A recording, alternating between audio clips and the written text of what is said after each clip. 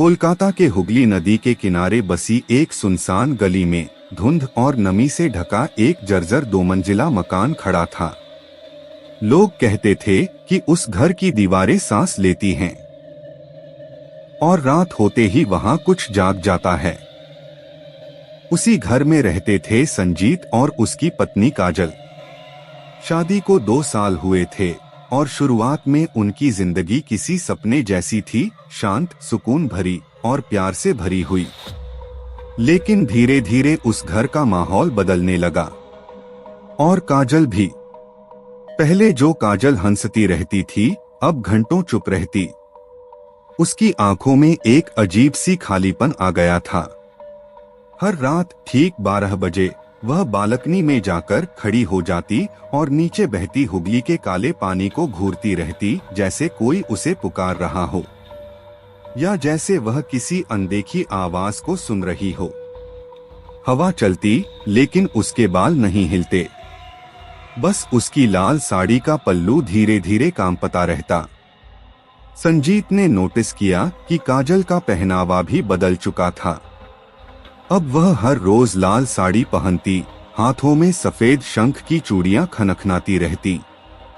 उसकी चाल में भी कुछ अजीब था, धीमी, घिसटती हुई, जैसे उसके पैर जमीन को छू नहीं रहे हों। और सबसे डरावनी बात, जिस काजल को मछली से नफरत थी, अब वह हर दिन कच्ची मछली खाने की जिद करती। अगर संजीत भूल जाता तो वह उसे आधी रात में वापस भेज देती मछली लाने के लिए। एक रात संजीत गहरी नींद में था कि अचानक उसे अपने कंधे पर तेज दर्द महसूस हुआ, जैसे कोई उसे काट रहा हो।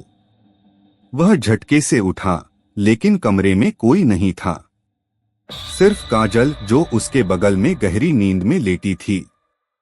लेकिन उसके होठों पर कुछ गहरा काला सा दाग था।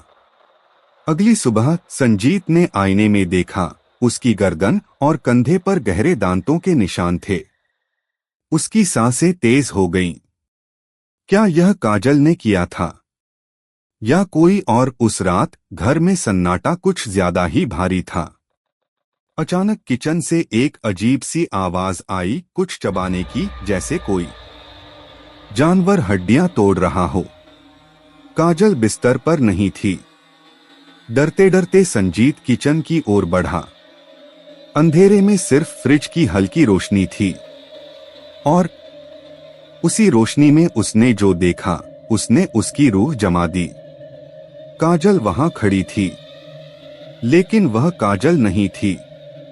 उसके हाथों में एक कच्ची मछली थी, जिसे वह अपने नुकीले दांतों से फाड़ फाड़ कर खा रही थी। खून उसकी उंगलियों से टपककर फर्श पर गिर रहा था। उसके बाल बिखरे हुए थे और उसकी आंखें खून की तरह लाल। अचानक उसने अपनी गर्दन धीरे धीरे घुमाई और सीधे संजीत की आंखों में देखा। उसके होठों पर एक खौफनाक मुस्कान फैल गई। अगले ही पल वह जानवर की तरह उस पर झपटी। संजीत जमीन पर गिर पड़ा।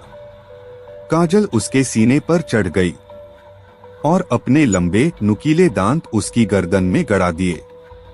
वह उसका खून पी रही थी, धीरे धीरे, जैसे कोई भूखा दरिंदा। संजीत चीखना चाहता था, लेकिन उसकी आवाज गले में ही अटक गई। तभी उसकी नजर नीचे गई और उसने देखा काजल के पैर उल्टे थे। यह देखकर उसकी आंखें पलट गईं और वह बेहोश हो गया। सुबह जब उसकी आंख खुली, सब कुछ सामान्य था। काजल किचन में नाश्ता बना रही थी, जैसे कुछ हुआ ही न हो। लेकिन जब संजीत ने फ्रिज खोला, 4 किलो मछली गायब थी और उसकी गर्दन पर दांतों के निशान अब भी ताजा थे। अब उसे यकीन हो गया, उसके साथ जो रह रही है वह काजल नहीं है। डर के मारे वह उसी दिन शोभा बाजार के एक पुराने तांत्रिक के पास पहुंचा। कांपती आवाज में उसने सारी कहानी सुनाई। तांत्रिक की आंखें फैल गईं। उसने धीमे स्वर में कहा, तुम्हारी पत्नी पर शाक चुन्नी का साया है।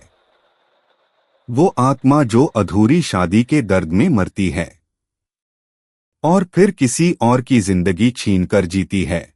उसने चेतावनी दी, वो तुम्हारा खून पीकर तुम्हें खत्म कर देगी और फिर किसी और को ढूंढेगी। शाम होते ही तांत्रिक संजीत के साथ उसके घर पहुंचा। जैसे ही उसने मंत्र पढ़ना शुरू किया, घर का तापमान गिरने लगा, दीवारें कांपने लगीं।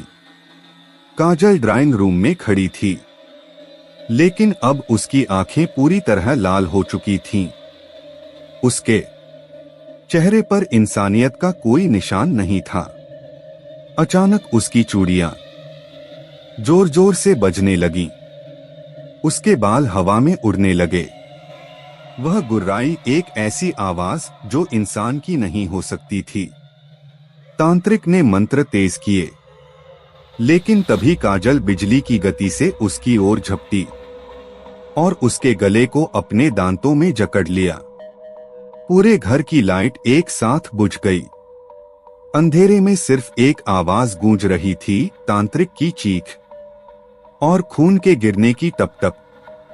संजीत पीछे हटने लगा, लेकिन अब काजल उसकी ओर मुड़ चुकी थी। उसके उल्टे पैर जमीन पर घिसटते हुए आ रहे थे और उसकी लाल साड़ी अंधेरे में चमक रही थी। उस रात उस गली में एक आखिरी चीख गूंजी और फिर सब कुछ खामोश हो गया। सुबह जब पुलिस आई तो फर्श पर दो लाशें पड़ी थीं, संजीत और तांत्रिक। उनके शरीर बिल्कुल सफेद थे, जैसे उनमें खून की एक बूंद भी नहीं बची हो। उनकी गर्दन पर गहरे दांतों के निशान थे। काजल गायब थी। कुछ दिनों बाद पड़ोस में रहने वाली बूढ़ी मिसेस चटर्जी ने बताया कि उन्होंने उस रात बालकनी में लाल साड़ी पहने एक औरत को देखा था, जो अंधेरे में मुस्कुरा रही थी, लेकिन कोई उनकी बातों पर यकीन नहीं कर पाया। फिर एक सुबह मिसेस चटर्जी भी मृत मिली। उनका शरीर भी सफेद था और गर्दन पर वही निशान। उस दिन के बाद पूरा मोहल्ला खाली हो गया। लेकिन आज भी अमावस्या की रातों में लोग कहते हैं कि उस पुराने घर की बालकनी में एक औरत खड़ी दिखाई देती है, लाल साड़ी में, उल्टे पैरों के साथ, और उसकी शंख की चूड़ियों की खनखनाहट रात के सन्नाटे में आज भी गूंजती है, जैसे किसी की आखिरी चीख।